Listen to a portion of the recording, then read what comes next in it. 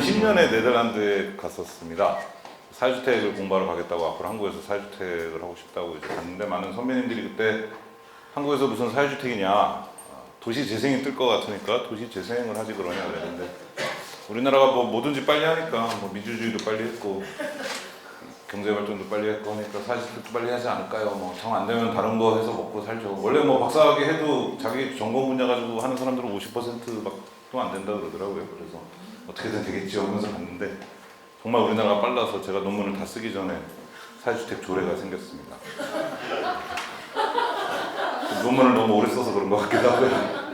그래서 2015년에 이제 조례가 생기고 2016년에 이제 사회주택 센터가 생기고 제가 2017년 2월에 귀국해서 논문을 이제 한국 들어가면 3년 더 늘어지겠지 싶었는데 아니나 다를까 지금 3년이 지났는데 아직 못 끝내고 있고요. 뭐 오늘 뭐 아까 사회자도 말씀하셨는데 최경호입니다. 이름을 사회자도 말씀해 주셨는데 뭐 조국 장관 사퇴권도 있고 뭐 정신 없는데 누가 그러더라고요. 그 박근혜 때문에 이제 보수 진영이 분열이 됐고 조국 때문에 뭐 진보 진영이 분열이 됐다 뭐 이런 얘기를 하던데 이 주택으로 다시 통합이 될지 아니면 더 분열이 심해질지 저도 모르겠습니다만 한국에서 좀 새로운 각도에서 드릴 말씀들이 있으니까 한번 들어보시고 많이들 동의가 되시면 또 새로운 흐름을 만들어 갈 수 있으면 좋겠습니다. 네, 뭐 제 소개하고 대충 말씀드렸고 오늘 드릴 말씀은 일단 이제 유럽 속에서의 네덜란드의 위치를 좀 이제 첫 번째로 말씀드리고 두 번째는 네덜란드의 이제 좀 사회 역사적 배경을 간단하게나마 제가 살면서 느낀 거를 좀 말씀을 드리고요. 워낙 이제 어떤 사회적 맥락이 다르니까 정책 한두 개만 소개하는 거로는 좀 오해나 이런 게 있을 수 있을 것 같고 해서 그런 부분에 좀 할애를 하고 구체적인 이제 사회주택, 주거보조비, 주택점수제도 요 세 개 어떻게 맞물려 돌아가는지가 이제 핵심 본론이 되겠고요. 마지막으로는 이제 그거에 대한 분석 및 뭐 한국적 시사점인데 다 좀 생소한 단어들이시죠. 딱 보면은 주거 중립성은 또 뭐고 주거 선택권은 뭐고 요거는 좀 제가 밀고 있는 말인데 주거 레짐 근데 무슨 말이냐? 그러니까 체제는 좀 큰 개념이고 뭐 자본주의 체제, 뭐 왕정 체제 주택에 관련한 그 시스템은 이제 레짐이라고 해서 이제 주거 레짐이라고 했는데요. 오늘 제가 말씀드리고 싶은 핵심 얘기는 뭐 공공임대주택을 몇 %, 늘리자 줄이자 이 얘기가 아니라 주택 레짐을 주거 체제를 바꾸자. 한국의 주거 레짐을 바꾸자라는 얘기가 되겠습니다. 네. 네. 그래서 유럽 속의 네덜란드를 볼 텐데요. 제가 하고 싶은 얘기를 막 섞었고요. 사회주택이 많은 나라 순서들을 보면 네덜란드, 오스트리아, 덴마크 순서입니다. 밑으로 쭉 있고 이 많은 나라, 세 나라의 특징을 보면은 다른 나라도 좀 비슷한 게 있는데 일단 이 세 나라는 유독 폭동이 없었다고 합니다. 스톡홀름만 해도 스웨덴의 수도 스웨덴은 우리가 이제 요람에서 무덤까지라는 복지국가로 잘 알고 있지만 거기도 이제 폭동이 있었고 그랬는데 없었습니다. 그게 이제 매개변수로서 사회 통합이 있을 것 같습니다. 그러니까 사회주택이 많으니까 폭동이 없다라고 말하면 좀 너무 오버 같고 뭐 초등학교에서 발 크기랑 산수 시험 성적이랑 비교하면은 발이 클수록 산수를 잘한다 그러더라고요. 그래서 발이 크면은 수학적 사고력이 뛰어나나 뭐 이렇게 되면 이제 매개변수를 생각 안 한 오류가 되겠죠. 그러니까 초등학교의 경우는 나이였죠. 나이가 많을수록 발도 커지고 산수 시험도 아무래도 잘 보니까. 그러니까 이 경우는 사회 통합이 잘 돼 있어서 사회주택도 많이 짓고 사회 폭동도 없는 걸로 봐야 되지 않을까 싶긴 합니다. 아무튼 무슨 뭔가 이렇게 유의미한 상관관계는 있는 것 같고요. 또 특징들을 보시면은 이 세 나라나 뭐 등등 보시면 자가 점유율은 우리나라 55%에서 왔다 갔다 하고 있는 경우하고 별 차이가 없습니다. 이 복지국가들은 그래서 오늘 또 강조하고 싶은 거 첫 번째인데 세입자가 살기 좋은 나라가 복지국가라는 말씀을 꼭 드리고 싶습니다.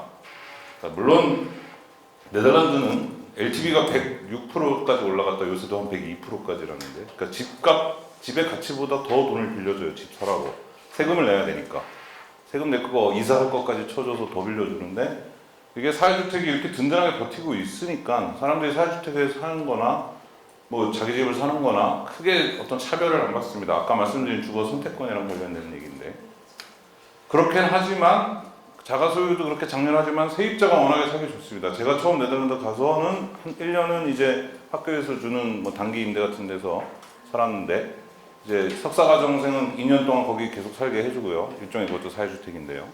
박사과정생은 이제 1년 있다 나가서 이제 3, 4년 네가 더 있어야 되니까 시장에서 집을 구해라 그러는데 제가 놀란 게 이제 나는 사회주택 공부하러 왔으니까 사회주택에 한번 살아보고 싶다 했더니 대기 리스트가 너무 길어서 그 네가 한국 갈 때쯤이나 돼야 이 순서가 올 거다 그러는 거예요. 근데 제가 그렇게 오래 있을 줄 알았으면 신청해 놓을 걸 그랬는데.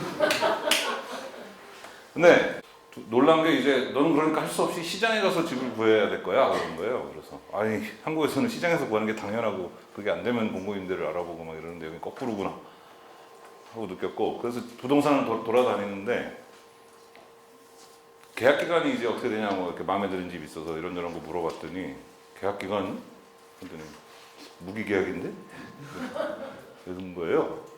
너무 충격을 먹었어요 그때.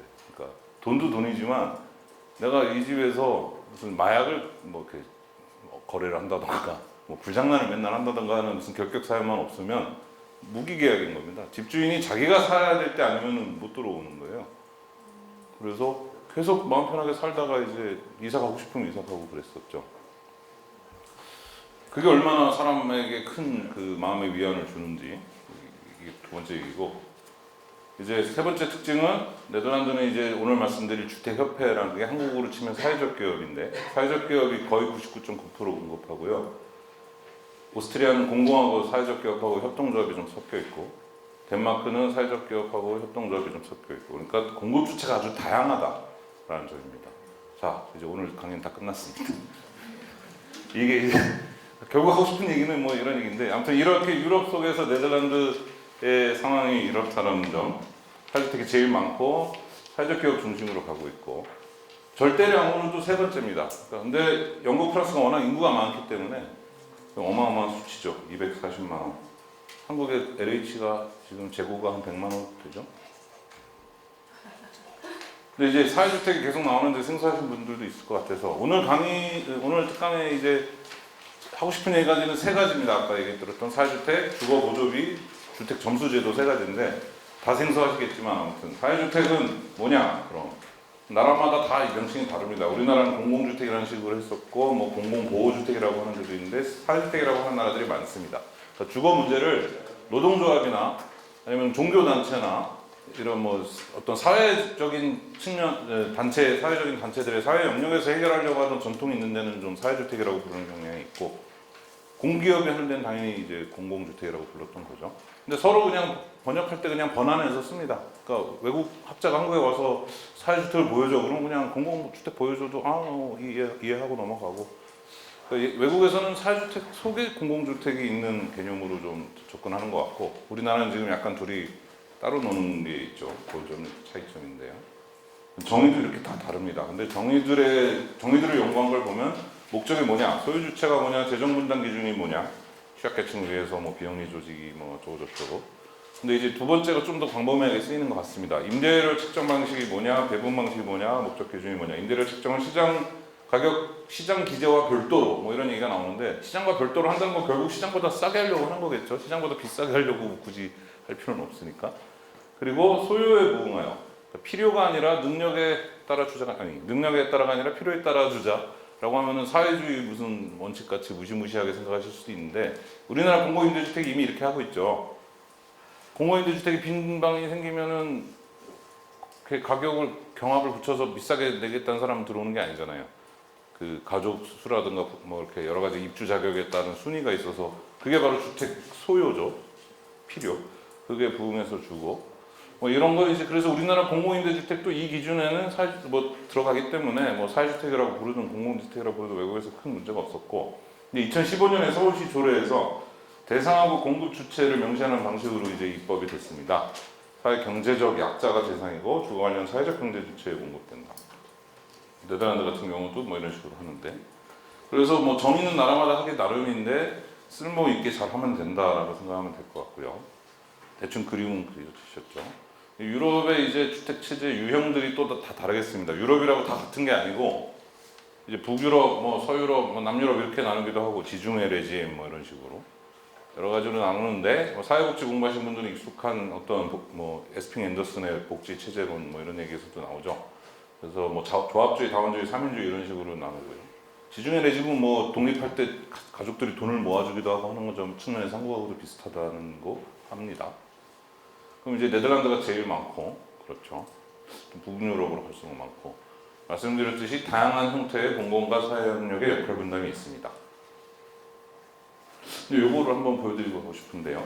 이 삼각형이 저는 자주 나올 텐데, 자유단계열, 삼인단계열, 기민단계열, 한국으로 치면 이제 중도 좌파, 뭐 중도 우파쯤 되겠는데, 주택 정책이 얘네는 우리의 좌우 1차원 이 스펙트럼으로는 이해가 안 갑니다. 그러니까 3인당 계열이나 기민당 계열이나 다 사회주택에 좀 찬성하는 편이에요. 3인당 계열은 박애주의를 부르짖으며 좀 하고, 기독교 계열 쪽에서는 3인당은 뭐 연대 이런 쪽을 주장하면서 하는 거고, 자유당이 이제 작은 정부를 얘기하면서 사회주택 많이 팔아서 자산 축적의 기회를 주자라는 식으로 해서 이렇게 갈립니다. 한국으로 치면 이렇게 갈릴 것 같고, 우리의 중도파는 주거 복지를 얘기하는 편이죠. 그래서 한국식 좌우로 가면 좀 이해가 안 갈 겁니다. 근데 또 예를 들어 임신 중단이나 뭐 동성 결혼 문제 같으면 이렇게가 또 한편이 돼가지고 이렇게 해서 사회정책을 물어붙이고, 기독교 민주당계에서는 절대 안 된다고 막 반대를 하고 그러고 있죠. 뭐 아무튼 이 유럽 속의 이제 그림을 좀 보여드렸습니다.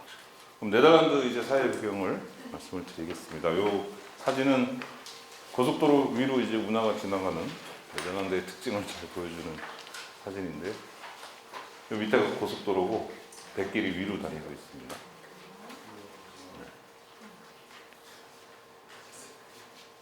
기둥사회라고 이제 정치학 쪽에서 얘기를 하는데요. 네덜란드는 기둥으로 이루어져 있다. 크게는 두 가지, 뭐 세속하고 종교, 뭐 좀 더 자괴감 네 가지, 좀 더 자괴감 더 있습니다만, 일단 그래서 이제 보통 네 가지라고 얘기를 하는데, 이제 자유주의, 리버럴, 소셜리스트, 삼인주의, 카톨릭, 그다음에 프로테스탄트 이렇게 되겠고요. 이게 따라서 파티는 정당은 이제 자유정당, 뭐 노동당, 기독교당, 뭐 개신교는 좀 뭐 많습니다. 교파들도 그런 것 같은데 카톨릭은 이제 교황 한 명이 딱 있고, 네. 그리고 뭐 언론은 또 각자의 언론들이 있고, 텔레비전도 각자의 텔레비전도 있고, 뭐 학교도 다 이렇게 하고, 뭐 가는 술집 바도 다 다르고 그렇다는데, 이제 요새는 조금씩은 다 그냥 형해화돼서 다 뒤섞여서 이렇게 한다는데, 이게 좀 강했고, 네. 그래서 각 기둥 사이의 협의와 조정을 통해서 이제 타협도 하고 하면서 이 사회가 삐걱거리면서도 잘 굴러갔다고 합니다. 그래서 우리가 수기민주주의, 뭐 합의, 참여민주주의 할 때 네덜란드 사례 많이 나오는데요. 과학상점 운동 했던 사이언스샵이나, 우리나라에서도 이제 그 각종 국책 사업 때 갈등이 많으니까 네덜란드 사례에서 이제 갈등 관리를 어떻게 하는지 배우러 오고 막 그랬답니다. 스키폴 공항, 고속철도, 뭐 로테르담 신항만, 참 로테르담 신항만 같으면은 이제 로테르담 항구를 이제 이게 물동량이 많아지니까 도심에 있던 거를 좀 빼고 이제 바닷가에 신항만을 지어서 빼자 이건데, 그때 이제 환경단체들이 막 반대를 했어요. 이제 갯벌을 보존해야 되고 어쩌고 저쩌고. 그랬더니 우리나라랑 또 비슷한 논리가 거기서도 나오더라고요. 지금 경쟁 국가인 저기서 저 항구를 개발해서 우리가 밀려날 수 있는데, 이 나라 경쟁력은 생각 안 하는 이상주의자들 뭐 어쩌고 저쩌고 해서 했는데, 그때 이제 한국에서 제주도에서 오셔가지고 여기 네덜란드 국토부를 방문을 했습니다. 저도 이제 따라 들어갔는데, 이제 여기는 어떻게 이렇게 갈등을 잘 조절하고 그러냐, 합의를 어떻게 잘하냐, 비결이 뭐냐, 이렇게 한국 분들이 이제 해외 출장 가면 가끔 이제 속 터지는 질문을 할 때가 있는데, 서로 속이 터집니다. 네덜란드 사람 우리도 터지고, 네덜란드 사람은 되게 황당하다는 듯이, 아니 합의가 될 때까지 합의를 안 하는 거죠.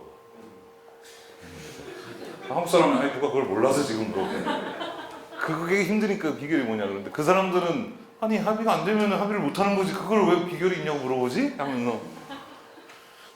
그런데 이제 어떻게 그렇게 됐냐, 그 배경을 그 전에 그 로테르담 신항만에서 그 합의를 이렇게 이끌어내기 위해서 각 이해관계자들이 다 모여서 이제 회의를 하고 하는 얘기를 막 쭉 해줬어요. 근데 이제 나중에 놀랐는데, 진짜 그 서핑 동호회 사람들도 와가지고, 이 항구가 건설되면 서핑할 데가 없어지는데 대책을 내놔라. 그래서 옆에 인공 해수욕장 비슷하게, 인공까지는 아니고 좀 이렇게 땅을 이렇게 해가지고 서핑 할 수 있는 데도 만들어주고, 우리는 다 이렇게 모든 갈등을, 그래서 참 부럽기도 하고 이렇게 배알이 꼴리기도 하고 막 야, 얘 팔자 좋구나 진짜.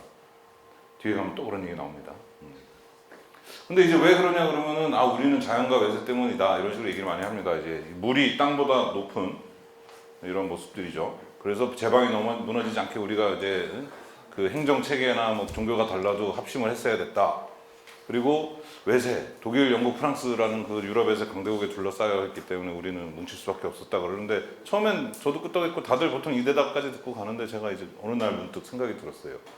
아니 외세랑 자연은 우리나라도 장난 아닌데. 예? 뭐 우리나라는 국토 70%가 저 산이고 자연 뭐 우리가 뭐 자연재해도 태풍도 있지만 또 뭐 예를 들어 북한의 어떤 뭐 장사장포의 위협 이런 것도 어떻게 보면은 외세 위험이고 뭐 프랑스, 영국, 독일 우습죠. 우리는 러시아, 중국, 미국이 일본이 세계에서 제일 잘 나가는 네 나라가 이렇게 둘러싸고 있는데 근데 우리는 자연과 외세가 너 그러니까 반대 의견 내지 말고 찍소리하지 말고 따라와라는 논리가 그 근거가 되고 얘네는 자연과 외세 때문에 약자 얘기도 다 들어줄게. 그래서 이걸로는 설명이 안 되네. 뭐지? 하는 생각을 이제 꾸준히 하다가 여러 가지 생각을 했습니다. 비례대표제 때문인가? 얘는 비례대표가 되게 잘 돼 있거든요. 이게 투표용지입니다. 그래서 개방정보예요. 내가 원하는 정당에 원하는 사람한테 찍는 거예요. 100% 비례대표예요. 그래서 공천 비리 순위 이것도 자기가 잘하면 위로 막 올라갈 수 있는 겁니다.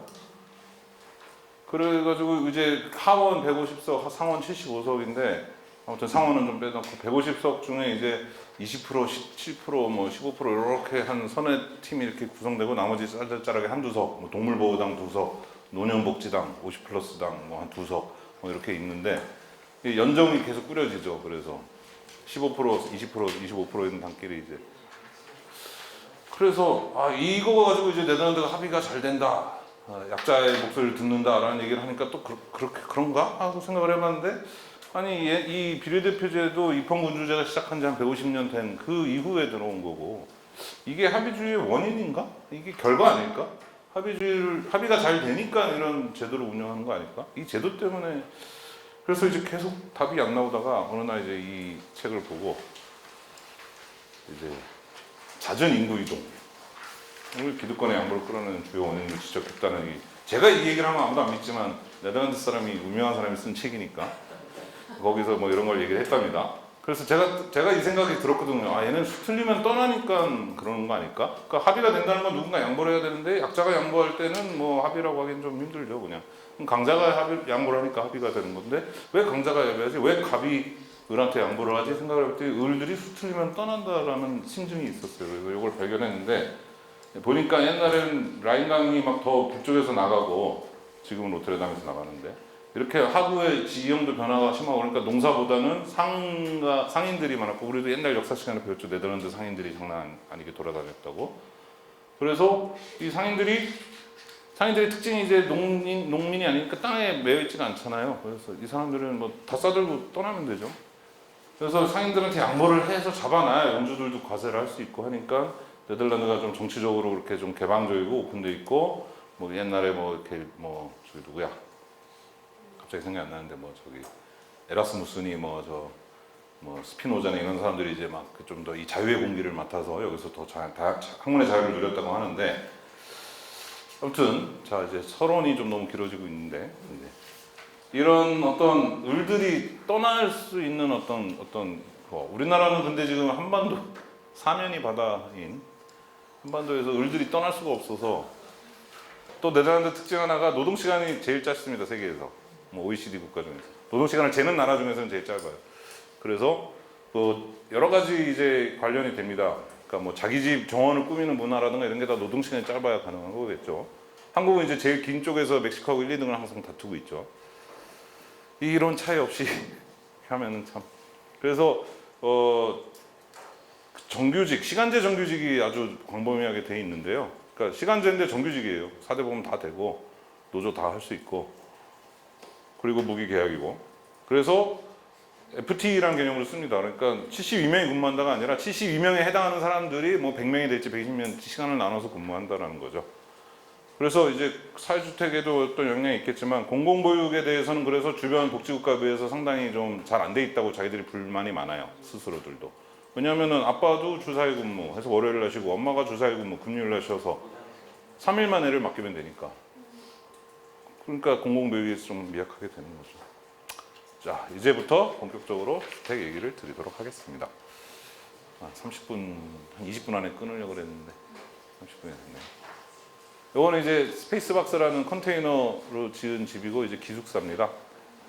기숙사용으로 쓰이는 사회주택입니다. 자, 주택협회라는 단어가 하우징 어소시에이션 한국말로 번역하다 보니 주택협회가 됐는데 네덜란드 말로 모닝 코퍼라티라 그래서 코퍼라티 그러면 이제 회사라는 느낌이 오죠. 주택회사하고 결사체라는 느낌에서 이제 전통적으로 영국에 있는 하우징 어소시에이션들하고도 좀 성격이 좀 비슷한데 그런 회사들입니다. 그게 옛날에는 1000개 정도 있었는데 막 통폐합돼서 지금 한 300개쯤 남았어요. 그래서 약간 그 삼인주의 계열하고 기독교 계열이 통합된 주택협회에 가보면은 이사회 하는데 누구는 자꾸 박애, 누구는 연대, 그러면 저 사람은 어느 쪽에서 왔구나. 그걸 좀 알 수 있는데 그거의 전국 연합회가 에이데스라고 있고요. 이런 로고를 쓰고 또 특이한 점은 이제 중앙정부하고 정책 협의도 하지만 이거는 이제 친환경 건축이라든가 이런 거 위주고 실제 주택 공급 물량에 대한 협의는 지방 정부하고 지방 연맹들이 합니다. 그러니까 분권화가 엄청 돼 있죠. 또 특이한 점은 이제 이 사회주택협회 모든 노동자들하고 이 에이데스하고 단체 협약을 맺습니다. 고용 조건에 대해서.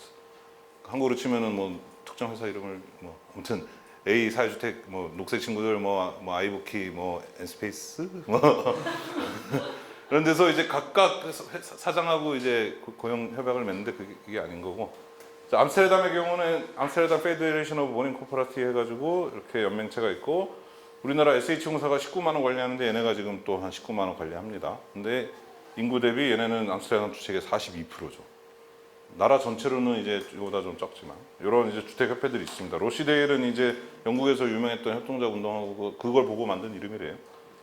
이렇게 있고 그 각각을 구성하는 주택협회들이 이제 현재 사회적 기업 형태가 대부분이고요. 법적으로 무슨 재단인 경우도 있는데 이제 다 사회적 기업 같은 걸로 등록을 했고 6개 의무 사항을 가지고 이제 일을 합니다. 그 프린트된 게 좀 작아서 잘 안 보이시나요? 너무 글씨가 작을까? 아무튼 뭐 좋은 말들이 쭉 있고 해야 되는 일들을 하는데 이제 특이사항이 이제 마지막 두 개가 이제 97년에 삶의 질에 기여하라는데 제가 오타가 났네. 근린 주구의 삶의 질입니다. 그러니까 주택만 하지 말고 이 마을 단위에서 챙기라라는 얘기가 되겠습니다. 근데 2015년 이후에는 이거라면 안 된다. 주택만 해야 된다라는 논쟁이 있고요. 그다음에 돌봄 서비스와 주택 제공의 결합. 그러니까 하드웨어만 하지 말고 소프트웨어도 결합해서 하라는 게 이제 2001년에 추가가 됐습니다. 그래서 뭐 평균 임대료가 뭐 515유로 되고 뭐 자기네 렌트 상한선에도 72% 수준이다라는 얘기가 있고요. 왜냐하면 그 규제 부분 뒤에도 설명드리겠지만 규제 부분의 임대료 상한선이 지금 720유로인데 한국 돈으로 한 65만 원 안 되는 60만 원쯤 되는 돈이 되겠습니다. 그 암스테르담의 사례인데요. 뭐 지도를 다 보여드릴 수는 없고 암스테르담 주택협회 연맹이 또 잘 돼 있습니다. 거기 홈페이지에 들어가 보면 이렇게 지도에서 볼 수 있게 돼 있고 이 자기네 회원사들 다 클릭해서 활성화시키면 지도에 다 나타납니다. 그러면은 그 역사 도심 우리 여행 가서 보시면 이제 막 그 옹기종기 막 집도 무너졌듯 하고 있고 이제 그 소위 홍등가가 있고 한데 빼고는 거기는 워낙 건물들이 옛날 건물이라 다 골고루 있죠. 그리고 어떤 지역은 특정 협회가 좀 많이 하지만 근데 대체로 협회들 사이에서도 섞여 있습니다. 이렇게 좀 조화와 공존과 또 경쟁도 또 해가면서 이렇게 있는 모습입니다. 인구가 이제 한 80만 되거든요. 그리고 여기도 요 안은 이제 동심원으로 옛날 지형이고 그 바깥쪽으로는 19세기, 20세기 이후에 이제 도시계획을 해가지고 떡떡 사각형을 지었는데 좀 이따 이제 이쪽 상황을 하나 보여드리겠습니다. 그래서 다양한 이제 주택들이 있고. 요 동쪽 이스턴 도크랜드 요쪽 지방 여기에 지금 사진이 요 사진인데요. 요게 사회주택이고 요 하나 높은 애 빼고 다 사회주택이 대부분인데 여기는 이제 분양하고 임대가 건물 안에 공존하고 있는 케이스고요. 그러니까 일부는 분양을 할 수도 있어서 공존을 하고 있는 상태고 도시재생 때문에 한국에서 출장 많이 오실 때 여기를 많이 안내 드렸습니다. 여기는 이제 옛날 뭐 조선소거나 이런 관련한 공장들이 있던 데인데 공장 건물이 이제 사회주택으로 바뀌고 그 앞에 있던 이제 구내식당 같은 데가 바 레스토랑으로 바뀐 도시 재생의 사례로도 소개가 됐죠. 앞으로는 사회주택으로도 많이 소개가 될 것 같고. 네. 이게 기숙사인데 이게 한 6.5m 곱하기 3m 정도예요. 꽤 넓죠. 혼자서 쓰는데 안에 이제 뭐 그 밥 먹고 뭐지 주방과 이제 샤워 시설이 다 돼 있고. 근데 임대료가 이제 한 400유로 정도인데 주거 보조비를 외국인들도 받을 수 있어서 150유로 받고 나면은 250유로, 그러니까 한 30만 원 좀 넘게 내면은 되는 거죠. 한국에서 온 유학생들은 다 우와 진짜 좋다 이러고 있는데 남미에서 온 애는 사람이 어떻게 이렇게 좁은 데서 사냐. 그래서 하긴 또 우리도 홍콩 가면은 또 홍콩 더 좁게 산다고 하는데, 그래서 나라마다 또 주거 문화가 다른 것도 또 무시할 수는 없을 것 같습니다. 요거는 이제 주택협회는 아니고 공동체 물거미, 또 와터스핀이라는 데가 이제 물거미라는 뜻인데 생태주의 공동체입니다. 그래서 분양하고 임대가 얘네도 섞여 있고 뭐 빗물을 이용해서 빨래를 하고 존경스러운 삶을 사시는 분들인데요. 저는 좀 일회용품을 줄여야 되는데 저도. 네. 자, 이제 네덜란드 사례 중에 제가 정말 또 아까 말씀드린 그 위화감이 돋는 장면인데요. 요 사거리에 이쪽 장면에서 찍은 사진입니다. 여기. 요 빨간 벽돌 건물이 요 빨간 벽돌 건물인데요. 요게 이제 사회주의 계열의 주택협회, 유태교 계열의 주택협회, 카톨릭 계열의 주택협회, 공산주의 계열의 주택협회가 이렇게 사이좋게, 요 뒤로 가면 또 사회주의고 저기 가면 또 뭐 다르고 막 그런데 1920년대에 이렇게 만들어 놓고 조성이 됐습니다. 아까 암스테르담의 서쪽, 한국 서울로 치면 신촌 같은 데요. 그러니까 이제 20세기 들어와서 도시로 개발이 돼서 새로운 동네인데 지금은 이제 도심이 됐죠. 기차도 있는 게 딱 신촌인데. 이 아이겐하르드라는 주택협회가 이제 철도 노조 쪽 사람들이 돈을 많이 모아서 이렇게 만드는 거라고 하고요. 이 미셸 드 크레크라는 건축가가 또 이거를 설계를 했는데 이제 암스테르담 학파라고 있습니다. 그 건축계에서는 그 디자인 경향, 그러니까 예, 그런 게 녹아 있고, 그래서 이 박물관에 가보면 건축사 쪽으로도 가치가 있어서 많이 오는데요. 옛날에 초등학교였던 게 지금 박물관이 됐고 우체국은 기념시설이 됐고 집들은 아직도 사람들이 삽니다. 물론 실내는 이제 좀 리모델링을 했지만 아직 사람들이 살고 있고, 우체국의 의미가 큽니다. 그러니까 1920년대에는 집집마다 전화가 있던 시절이 아니죠. 그 외부랑 연락을 하려면 우체국에 가서 전보를 쳐야 되는데 이 마을에 우체국이 있다는 거는 엄청난 이 매력 요인인 거죠. 사회주택이 들어왔으니까 우리 마을에 집값 떨어진다 싫다 이게 아니라 너무 좋은데? 물론 옆에도 사회주택이지만. 예. 그리고 또 하나는 당시 이제 노동자들이 월급을 이제 주마다 주급으로 받았는데요. 알코올 중독 문제가 심각했습니다. 회사에서 회사 안에 있는 바에서 현금을 이렇게 줬대요. 그때 뭐 계좌 이체를 했겠습니까? 현금을 이렇게 주급으로 주는데 이제 수고했다고 음료 술 한 잔 주면서 딱 준대요. 그러면 이제 술을 한 잔 먹으면 이제 2잔이 되고 3잔이 되고 그 주급 받은 거 다 이제 털어먹고 술 알코올 중독 문제가 심각했는데 우리나라처럼 여기도 우체국에 이제 이 은행 기능이 있어가지고 이거 만든 이 주택협회가 노동자들아 우리 저금도 좀 이제 하자 저축도 해서 우리 자활하자 이런 어떤 의식개혁 캠페인 등등의 어떤 자구의 노력도 다 녹아있는 모습입니다. 어찌됐든 지역 한국말로 요새 치면은 뭐 생활 SOC나 아니면은 뭐 지역 커뮤니티 앵커 시설, 도시재생 앵커 시설 같은 역할을 한 거죠. 예, 이제 조금 딱딱한 얘기가 있을 텐데요. 역사 얘기입니다. 파란색이 사회주택인데 이제 전후 복구 시기에 엄청 늘었다가 이제 신자유주의 시기에 좀 줄어드는 모습이고요. 요때 이제 글로벌 금융 경제 위기 이후에는 자가 소유도 줄었습니다. 이제 민간 임대가 하얀색 부분이 늘어났습니다. 유럽의 전체적인 수치는 달라도 경향은 유럽이 전체적으로 이렇다고 보시면 되고요. 이 규제 부문이라는 말이 나오는데 임대료를 규제를 하는 부분이라는 얘기고요. 720유로 이하면은 그 부문에 들어갑니다. 뒤에서 설명을 드리겠습니다. 뭐 그거에 해당되는 게 이제 넓은 의미로 다 사회주택이라고 보시면 되고요.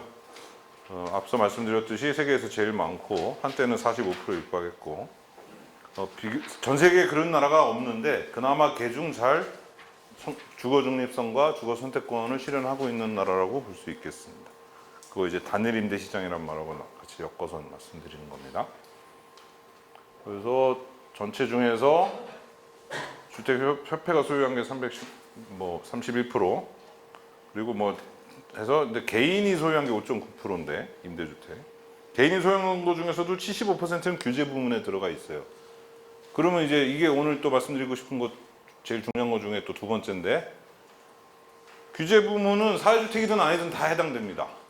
그러니까 개인, 우리나라로 지금 민간임대 등록 사업하는 사람들도 규제 부분에 들어가는 순간 정부 규제대로 따라야 돼요. 임대료 통제를 받는 거예요. 무기계약을 해야 되고. 좀 이따 또 자세히 설명드릴게요. 이게 무슨 말도 안 되는 그 나라 사람들은 바보야? 뭐 이렇게 생각하실 수도 있겠는데, 어찌됐든 개인이 하는 5.9%가 생각해보면 우리나라가 공공임대가 5.9%거든요. 그래서 참 우리나라는 완전히 거꾸로 돼 있다고 생각하시면 됩니다. 우리나라 민간임대가 뭐 30%가 넘겠죠. 그래서 역사 얘기가 쭉 이렇게 있는데 그냥 이거를 제가 이제 말로 설명을 드리겠습니다. 삼각형을 가지고. 제가 논문에 쓰고 있는 이 페스토프의 복지 삼각형이라는 거에서 따왔습니다. 국가하고 공동체하고 시장이 이렇게 각곡지점에 있는 건데요. 아무튼 네덜란드는 이제 19세기 말에 공동체에서 말하자면 풀뿌리 주택조합들, 뭐 종교단체에서 하는 경우, 공장 주인들이 교회랑 같이 해가지고 사원주택으로 만드는 경우, 노조에서 야, 이 혁명 일으켜서 막 몰수해가지고 분배하면 좋겠지만 혁명은 언제 일어날지 모르겠고 돈 모아서 해보자 해가지고 하는 경우 막 해가지고 공동체에서 출발을 했고 1차 대전, 2차 대전 거치고 나서 국가가 이제 많이 개입을 해서 아까 한참 숫자가 늘어날 때 국가의 역할이 컸는데 점점 이제 이 민간에게 이양을 하고 공기업을 이렇게 사회적 기업화해서 민간화 시켰어요. 근데 우리가 흔히 생각하는 영국에서 말하는 민영화하고는 다른 거죠. 그러니까 시장으로 간 게 아니라 공동체로 가는 방식으로 사회적 기업 방식으로 민영화를 시켰고, 그러다가 3번 요 때가 이제 4번 요 때가 네덜란드 사회주택 역사에서 기점인데, 앞으로 줘야 될 보조금하고 지금까지 지고 있는 빚하고 이제 상계를 해서 퉁치고 재정적으로 독립을 시켜줬습니다. 그래가지고 전문화, 가속화, 뭐 인수합병 이런 게 가속화되고 엄청 이제 좋은 점도 있었죠. 이렇게 뭐 빨리 이렇게 뭔가 기동성 있게 아이디어 내서 하고 하면서 이제 사주택 물량은 뭐 계속 늘었어요. 비중은 줄었어도 이제 물량 건설은 계속 했기 때문에 늘었는데 이제 사고가 터졌습니다. 이 시장의 극한으로 가다가, 극한까지는 아니고 아무튼 시장의 걸 많이 이제 활성화해서 하다가 그 글로벌 금융 위기 때 2007년 8년 이 나라에서 난리가 났습니다. 그러니까 제일 잘 나가던 주택협회가 페스티아라고 있었는데 8만 원 정도 관리했는데 이 에이데스 협회는 가입을 안 한 독골 장군이었어요.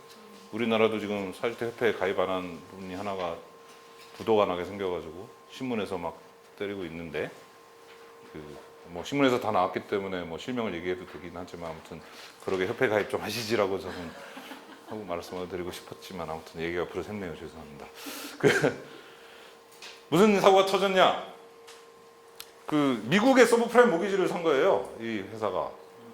취지는 좋았습니다. 거기서 이익을 봐서 우리 임대료 깎아줘야지 했는데 엄청 많이 털린 거예요. 그래서 부도가 났어요. 그래가지고 관선이사 파견되다시피 하고 막 주택들을 막 독일 민간 임대 회사, 그러니까 주택을 팔아야 되니까 막 했더니 독일 회사가 들어와서 사고, 네덜란드 민심이 또 흉흉해지고, 또 그런 거 하면은 이제 제일 큰 협회가 8만 원이었고 그 다음에 한 5, 6만 원 정도 되는 애들이 한 7, 8개 정도가 이제 그 주력군을 형성을 하고 있는데, 걔네들도 뭐 까보니까 이제 뭐 난리도 아닌 거예요. 어떤 데는 이제 로테르담에서 이제 유람선을 사서, 유람선 나쁘지 않았어요. 마이스 산업, 컨벤션 센터 이런 게 뜨니까 그걸 개조해서 컨벤션 센터를 운영을 해서 거기서 생기는 수익으로 임대료를 또 깎아줘야지 했는데, 그 사람들은 참 운이 없다고 할 수도 있는 게 이 유람선을 리모델링 하는데 성면이 나온 거예요. 그래서 공사 중단. 뭐 금융비용만 나가고, 정부가 팔라 그러니까 얘네는 파는데 이 협상에서 불리하죠. 상대편은 정부가 팔라고 압박하고 있는 걸 아니까. 그래서 얘네는 우리는 정부가 그만 안 했으면 우리가 알아서 조용히 제값 받고 팔려고 그랬는데 정부가 나서서 오히려 더 싸게 팔았다 막 그러는데, 아무튼 그런 데가 있었고, 또 여기도 사람 사는 데니까 누가 뭐 임원이 비리가 있고 뭐 부패가 있고 뭐 그런 게 있었고 해가지고 청문회가 열리고, 니네 너무 자율성을 많이 줬더니 사고를 친다. 앞으로 감독을 강화하겠다.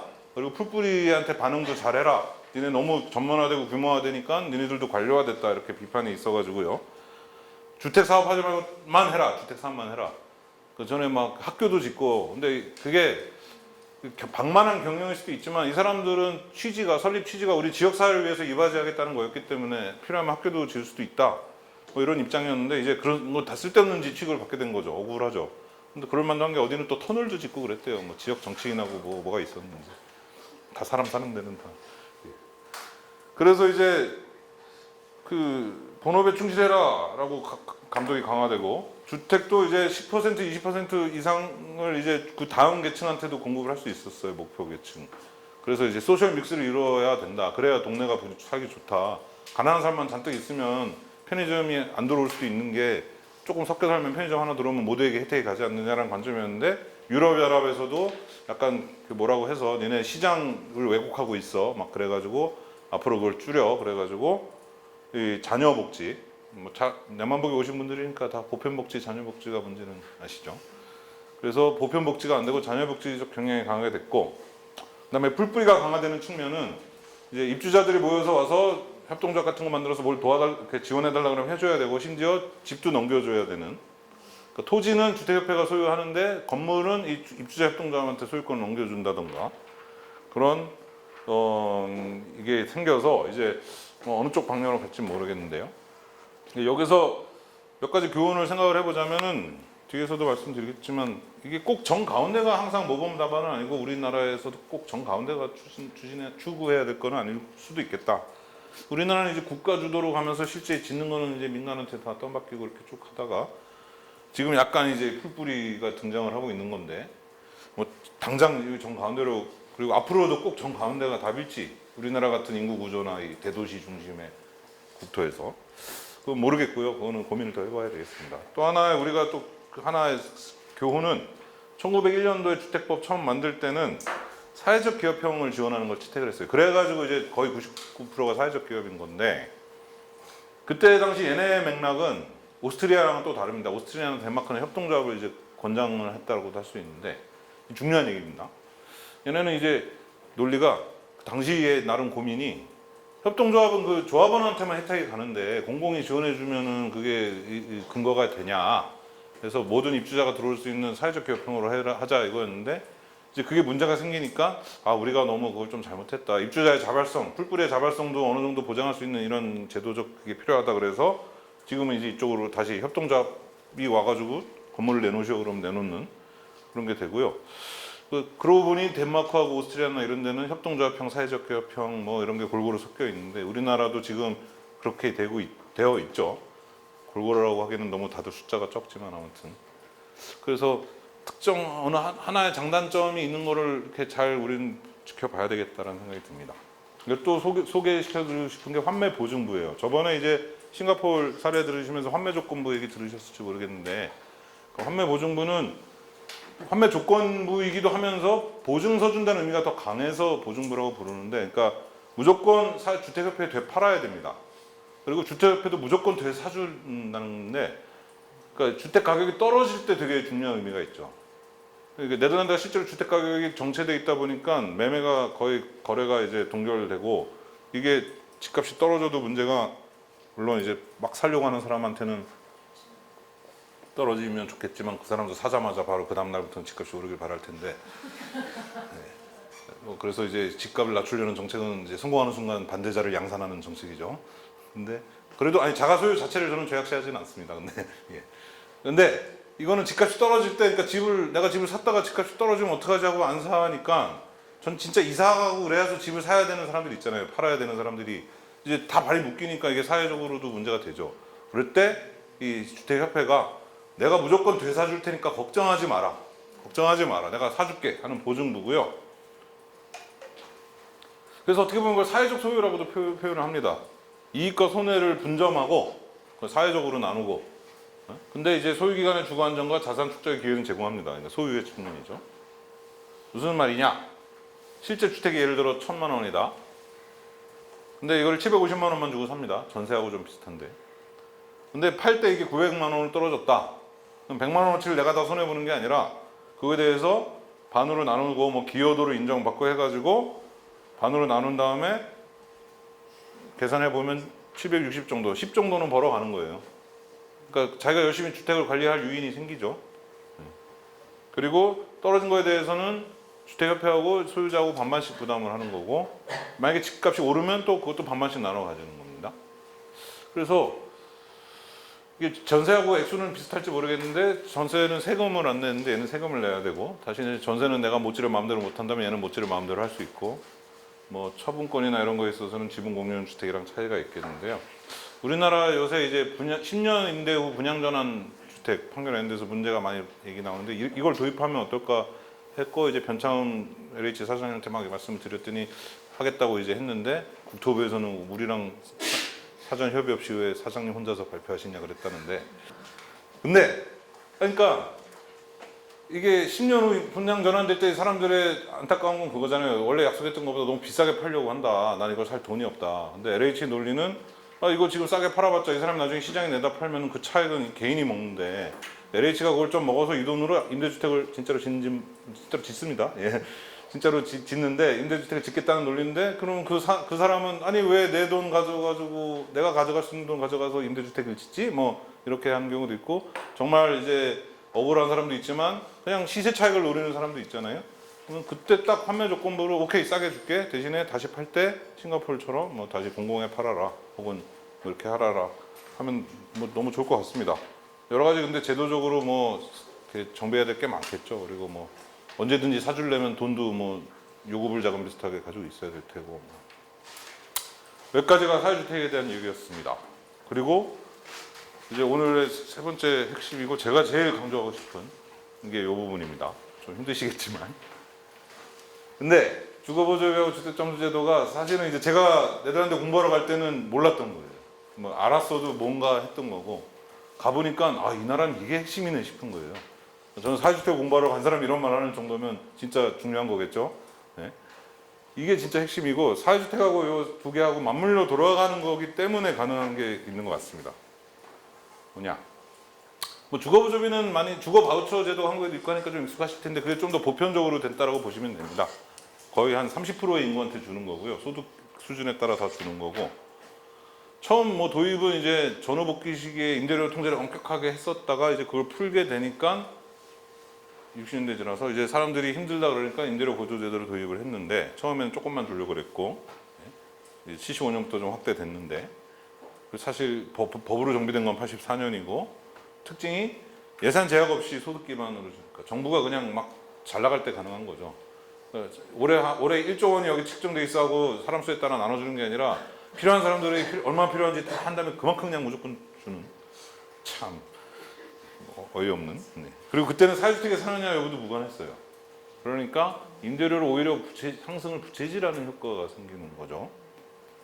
그리고 이제 97년 이후에는 그러니까 재개발 같은 거 얘네들도 그때 많이 해가지고, 재개발하면은 이제 집값이 비싸지니까 사람이 떠나야 되는데, 원주민 떠나는 거가 안 좋다라는 이제 사회적 공감대가 있어서 원주민들이 계속 살려면은 이 비싸진 집값을 감당할 수 있게끔 좀 보태주자라는, 이게 정책 목표로 추가가 됐습니다. 세그리게이션 방지. 네. 근데 이제 2015년 이후에는 규제 부문에만 지급합니다. 아까 말씀드린 그 720유로 이하 월세 받는 애들만 주거보조비를 줄 수 있습니다. 그래서 뭐 내용을 보시면 뭐 임대료가 200일 때 임대료 보조액은 조금이고, 이 통계적으로는 이제 조금 한 10년 된 통계입니다만, 임대료가 300일 때는 108 정도를 주니까 실제로 내는 임대료는 둘 다 비슷한 거죠. 이 구간에서는. 근데 점점 비싸질수록 주거보조비가 줄어들어서 지금은 720인데 이제 이때는 600이 기준이라 600부터는 이제 보조금을 안 주니까. 그러니까 보시면은 실제 자기가 부담하는 게 190에서 260일 사이는 비슷비슷하다가 갑자기 600유로 이상부터 확 뛰는 거죠. 그래가지고 이게 또 시장에서 좀 애매한 게 있었습니다. 그러니까 600유로 하고 1000유로 사이 때가 이제 주택이 잘 없어서, 그러니까 내가 그 정도 집에 살 수 있는 사람들은 아예 1000유로 이상을 줘야 되던가 주거보조비 하나도 못 받고, 그러면은 아예 집을 좀 내가 원하는 품질보다 좀 낮춰 들어가서 600 이하로 들어가야 보조금을 받을 수 있는 그런 좀 부작용 같은 거 있었다는데요. 이거는 이제 요 수치가 어떻게 나오나, 뭐 구간별로 어디까지는 100% 주고 어디까지는 50% 주고 한다는 내용이고요. 어찌됐든 지금도 한 30% 인구는 이제 받고 있습니다. 그리고 이제 주택 점수 제도인데요. 그러니까 이제 보조비도 그렇고 점수 제도도 그렇고 이게 사진이 없어서, 집은 사진을 보여드리면 되는데 이거는 그냥 딱딱한 자료밖에 없는 점 양해를 부탁드리고요. 그러니까 점수를 매깁니다, 집에다가. 어떻게 매기는지는 이 홈페이지 들어가서 내 집이 몇 평이고 뭐 싱크대가 어떻고 뭐 창문이 뭐 있는 방이 몇 개고 뭐 난방 시설이 뭐고 하면은 다 입력을 하면 딱 완료 딱 클릭하면 점수가 짠 나와요, 우리 집에. 그러니까 집주인이 속일 수가 없어요. 그 점수가 나오면은 40점부터 뭐 250점까지 있다는데 40점은 그러니까 거의 최저주거 기준에 해당되는 거겠죠. 이제 집이라는 구색을 갖추면 기본적으로 한 40점은 나오는 거고. 그럼 사회주택의 기준이 되는 건 한 140점쯤에 있습니다. 142점쯤에. 그러면 요 이하의 주택은 사회주택이든 아니든 민간임대주택이든 사회주택이든 이 점수를 받은 주택은 다 이걸 따라야 돼요. 그래서 각 점수마다 임대료가 얼마가 나올 수 있는지가 국가가 정해놨습니다. 매년 발표를 합니다. 근데 이제 몇 년 동안 안 올리다가 이번에 처음 한 3년 만에 이번에 올려서 720유로 올라왔는데 작년까지는 710유로였어요. 이게 전 세계에 많지 않은 제도인데, 그러니까 주택의 품질을 반영한 거라서 사업자한테도 그렇게 불리하진 않아요. 그리고 입지 조건도 좀 들어갑니다. 그래서 땅값이나 뭐 이런 것도 좀 반영이 되는데 이렇게 해놓으니까 분쟁도 거의 없고 이거대로 봤는데 그 이 상한선의 주택, 아까 말씀드린 주택협회는 70% 정도 받는다라는 자기네 홍보가 이 상한선에 또 70%를 받는 거예요. 사회주택 협회들은. 근데 민간 주택주들은 거의 이거에 근접해서 받죠. 사회주택협회에 찾아가서 그랬어요. 아니 법적으로 이만큼 받을 수 있는데 왜 70%만 받으세요? 그랬더니 우리는 원래 정관의 설립 목적이 좀 싼 집을 공급하는 이런 미친 사람들이 다 있나. 근데 또 하나는 이제 갑자기 좀 올려야 될 상황이 생길 수 있잖아요. 이제 그래서 이제 안전율 차원에서 약간 낮게 이제 잡은 거라고는 하는데, 그리고 이제 인기적은 거의 육박해서 받고 비인기적은 좀 많이 낮춰서 받고 뭐 그런 거에서 평균이 그렇다는 거고. 근데 142점 이상은 어떠냐? 그러면 이거는 자율이고 시장에서 4인 대 4인 간의 계약이고 네가 고급 임대주택에 사는데 그건 알아서 해라. 다만 이거는 이제 가이드라인. 그러니까 집주인이 너무 심하게 하는 것 같은지 안 하는지 보는 가이드라인이고 지켜야 될 의무는 없습니다. 142점 이상은. 근데 그래서 우리나라에서도 이런 거 하면 좋겠다. 어차피 에너지 등급제, 품질 등급제 이런 거 하면은 했다가 이제 아주 저는 이제 철 모르는 이상을 추구하는 사람이 됐고 뭐 당분간 이런 얘기 계속 하고 다닐 건데 앞으로도 한 5년, 10년은 더 그런 얘기 듣겠죠. 언젠가 우리나라도 됐으면 좋겠는데 그렇게 해서 정량적, 정성적 측면으로 주택의 점수를 부여해서 각 점수별로 임대료 상한선을 국가가 정하고 매년 그 임대료 상한선은 이제 조금씩 올려줄 수는 있습니다. 인상률도 또 발표하고요. 분쟁이 그래도 있으면 임대료위원회가 있어서 우어 코미시라고 거기 가가지고 이제 상담을 하면 되고요. 이 주거보조비로 하고 주택점수제도가 같이 맞물려 돌아가고 있고 얘네들도 그래야만 되는 게 안 그러면 주거보조비를 주면 집주인이 임대료를 올리니까요. 그래서 그 덕분에 뭐 주거비가 이게 주거보조비 받았을 때 안 받았을 때의 차이인데 우리나라도 보면은 제가 이런 얘기 했더니 이제 이렇게 시장 경제학적으로 그게 말이 안 된다고 그러시더라고요. 그 어떤 교수님께서 제가 존경하는 교수님인데 그렇게 너는 이렇게 세상을 삐딱하게 보냐고 막 그랬는데 할 말이 없었는데 경제학적으로 말이 안 되는 게 한국에서 벌어지니까 아니면 경제학적으로 설명을 할 수도 있죠. 시장이 진출입이 막혀 있으니까 무슨 예가 있냐면 위수 지역에서 모텔 PC방 주인들이 PC방비랑 모텔비를 인상을 하면서 했던 말이 있죠. 사람들 왜 올리냐 그랬더니 원가가 올랐으니까 그랬더니 아니 군인 월급이 올랐으니까. 실제로 인터뷰에 그렇게 나왔고 그렇게 했죠. 그러니까 이 소비자가 어디 도망을 못 가는 거 알고 근데 소비자가 월급이 늘었다는 거 알면은 뽑아 먹는 거죠. 우리나라에서 기본소득 지금 뭐 얘기 나오고 뭐 기본소득이 물론 말씀하시는 분들도 만병통치약처럼 말씀하지는 않으시지만 기본소득 도입되면 아마 집값이 바로 오르겠죠. 그래서 세입자가 좀 열심히 싸우거나 집주인이 좀 착하거나 하면은 기본소득이 100만 원 들어갔을 때 한 20% 정도 집값으로 빠질 수도 있고 세입자가 하고 집주인이 너무 힘이 세면 기본소득 도입됐는데 대부분이 다 임대료 인상으로 갈 수도 있겠죠. 그거는 이제 역관계인 것 같습니다. 그래서 제가 또 얘기하고 다니는 것 중에 이제 기본소득 백날 도입해봤자 임대료 통제 안 하면 말짱꽝이다. 그래서 이렇게 임대료 통제를 이렇게 하든 네덜란드 같은 주택 점수제로 하든 뉴욕시 같은 방식으로 하든 잘은 모릅니다. 저 한다는 것만 알고 아니면은 뭐 많습니다. 덴마크도 임대료 통제하고 오스트리아는 그냥 제곱미터당 얼마라고 정해놨어요. 그렇게 하지 않으면 주거보조비 도입해봤자 아무 소용없다는 말씀을 드린 오늘의 핵심 얘기고, 그걸 좀 이따 이제 그림으로 한번 다시 보여드리겠습니다. 그래서 어떤 주거체제가 구축이 되어 있느냐, 네덜란드는 단일 모델이라고 부를 수 있고 주거 중립성이 구현되어 있고 주거 선택권이 보장되어 있다라고 100%는 말 못해도 세상에 그런 데가 어디 있습니까? 근데 이제 전 세계 모든 나라 중에서 그나마 제일 네덜란드가 그게 돼 있다라고 말씀드릴 수 있습니다. 무슨 말이냐? 지금 이제 자동차, 인도, 트램, 요 빨간 건 자전거 전용도로, 이게 다 쫙 같이 있는 네덜란드 풍경인데요. 이게 이제 선택권 중립성 얘기랑 연결이 되겠습니다. 자, 이게 케멘이라는 학자가 얘기한 건데 이원 모델이 있고 단일 모델이 있습니다. 이걸 이중임대 시장이라고도 하고 뭐 단일임대 시장이라고도 하는데, 이원 모델은 그러니까 말 그대로 민간임대하고 비영리임대, 공공임대든 사회임대든 이게 분리가 돼 있고 구분이 확연하고, 단일 모델은 구분이 뭐 명확하지 않다 혹은 통합돼 있다. 비영리 부분은 우리나라처럼 자녀복지적, 물론 행복주택은 요새 좀 다르고 뉴스테이는 좀 다르지만 연구임대주택 같이 이렇게 자녀복지적 성격으로 돼 있어서 뭐 낙인 효과가 아무래도 있고, 그다음에 정부는 자가소유를 기본으로 하고 이제 부수적으로 공공임대나 이런 걸 하는 거고요. 주로 자유주의 국가들이 이렇게 하고 있습니다. 그래서 이쪽에서 절로 올라가기 위해서 주거사다리가 필요하죠. 그래서 우리나라 주거복지노동위에서 끊어진 주거사다리를 복원하겠습니다 그랬는데, 어떤 나라는 주거사다리가 필요가 없어요. 뭐 격차가 있어야 사다리가 필요하지. 주거 격차가 없는 사회가 더 좋은 사회겠죠. 주거 사다리가 잘 돼 있는 사회. 물론 여기서도 약간의 기울기는 있습니다. 그러니까 당연히 자가소유가 좀 더 유리하긴 한데, 평평하다고 감히 말씀드릴 수 있고, 이건 취소할게요. 평평하진 않고 조금 기울어져 있죠. 근데 아무튼 사다리까지는 필요 없는 거죠.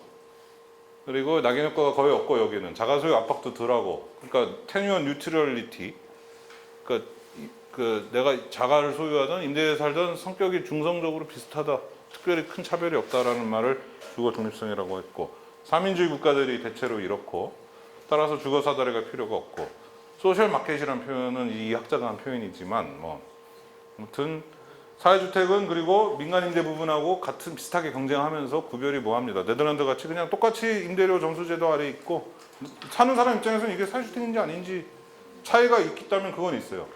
민간임대주택, 제가 이제 살면서 주거보조비 저도 받았는데 그것도 웃겼어요. 그러니까 710유로 이하야지 보조비를 준다 그러니까 집주인은 850을 받고 싶은 거예요. 그래가지고 이제 그럴 때 여기도 사람 사는 데라서 또 이렇게 유증계약서까지는 아니고 관리비를 150유로로 해서 받고, 집값은 700으로 해서 받고, 저는 주거보조비를 한 200유로 받고 뭐 그런 거에서 한번 살아봤어요. 마당 있는 집에 꼭 살아보고 싶어가지고. 근데 그게 살 게 안 되더라고요. 그게 비 한 번 오고 나면 막 풀이 올라오는데, 노동시간이 짧은 나라에서는 풀을 깎는데, 제가 한국에 가면 돈을 벌더라도 정원사를 고용할 돈을 벌기 전까지는 마당은 꿈도 꾸지 말아야지 생각을 했습니다. 아무튼 근데 그런 데는 주거보조비를 제가 직접 받아요. 근데 사회주택협회가 운영하는 사회주택은 주거보조비를 국가가 이제 협회에 줘요. 그 정도 차이인 거예요. 뭐 거의 뭐 집을 외관을 보면은 뭐 차이가 없습니다.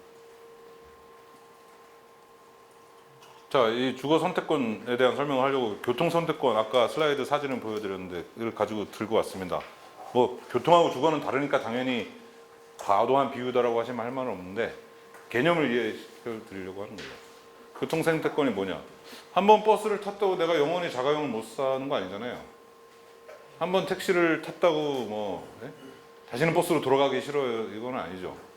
물론 이제 여러 가지 이제 뭐 치안 문제나 이런 얘기는 좀 논의를 하고, 그래서 내가 그냥 평소엔 버스를 타는데 정시성이 필요하면 지하철을 타고, 그다음 오늘 좀 급하면은 택시를 타고, 짐이 많으면 택시를 타고 하는데, 그게 뭐 특정 수단에게 지나치게 유리한 환경이 대체로 아니라고 할 수 있죠. 우리나라가 너무 버스 타는 사람한테 너무 유리하다거나 택시 타는 사람한테 너무 유리하다거나 하진 않죠. 자가용을 하는 사람한테 유리하다 그랬는데, 이제 버스 전용차로 생기면서 뭐 그것도 많이 해소됐고, 사실 버스 전용차로 생긴 게 자가용 운전자한테도 좋을 거예요. 당장 길이 더 막히는 것 같은데 버스 전용차를 내줘서, 만약에 그게 없었으면 버스 타는 사람들이 다 자기 차를 빚내서 사가지고 나왔으면 길은 더 막힐 테니까. 그러니까 사회주택도 그런 거죠. 다 자가 소유를 하겠다고 빚내서 달려들면 집값은 더 오를 거예요. 사회주택으로 좀 빠져줘야 자가 소유를 하고 싶은 사람도 적당한 가격에 집을 사는 거죠. 그리고 그래서 그때그때 상황에 맞는 선택할수록 공공은 골고루 투자를 해서 평평하다는 좀 이상하고 아무튼 골고루 투자를 해서 특정 선택 교통수단이 너무 유리하지 않게 해주는 건데요. 제가 이걸 어디서 착안했냐면은 어느 네덜란드 시청을 방문해서 교통 정책 뭐 이렇게 취재하는 거에 이제 통역을 하다가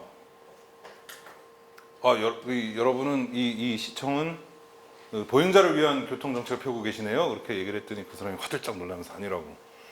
아닙니다. 저희는 교통 생태권을 보장하려고 하는 것일 뿐입니다. 그러니까 아마 자가용 소유자들의 반발을 의식한 어떤 정치적인 표현인지는 모르겠는데 그 말을 들어보니까 너무 좋잖아요. 되게 시장주의자한테도 이렇게 얘기하면 되잖아요. 뭐 시장주의가 꼭 나쁜 건 아니지만 왜 시장을 뭐 이렇게 하냐 그랬더니 우리는 주거 선택권을 보장하려고 하는 겁니다. 사회주택을 통해서. 그래서 한 번의 임대주택은 영원한 임대주택에 살아야 되나? 자가 소유자만 너무 유리하나? LTV 물론 70%에서 40%로 낮춘 바람에 내가 돈 좀만 더 빌리면 집 살 수 있었던 계층에 계신 분들이 아주 이번 정부의 원성이 자자하죠. 뭐 그 안타까움 이해합니다. 저도 사실 그 계층이면 그렇게 생각할 것 같고. 근데 그거 이제 뭐 가계 대출 문제나 이런 거시 정책 차원에서도 좀 줄였다고 하는데 그거만 그거에만 매몰돼 있고 그리고 분양가 원가 공개도 저는 뭐 찬반이 있을 수 있고 다 있는데 분양가 상한제 이것도 사실 집을 사기 직전에 있는 사람한테만 와닿는 얘기죠. 내가 이제 전월세 사는 1인 가구들은 분양가 공개를 하든 말든 나는 집을 살 게 아닌데 언제 살지 모르겠고 이번 생에는 못 살지도 모르겠다 그래서 요새 이제 다 고시원해서 그 얘기도 이제 사회주택 얘기 들으려면 시간이 좀 있으니까 말씀드리면 저희가 빈집 리모델링을 했다가 빈집에 공실이 많았어요. 사회주택을 해서 쉐어하우스 만들어서 싸게 해주면 들어오겠지 했는데 그래가지고 부도나려고 하는 사업자분도 빈집을 초창기에 해가지고 제도적으로 여러 가지 지원이 좀 미비하다 보니까 이제 자금이 안 돌아서 부도나게 생겼는데 저희가 많이 배웠습니다. 교만했어요.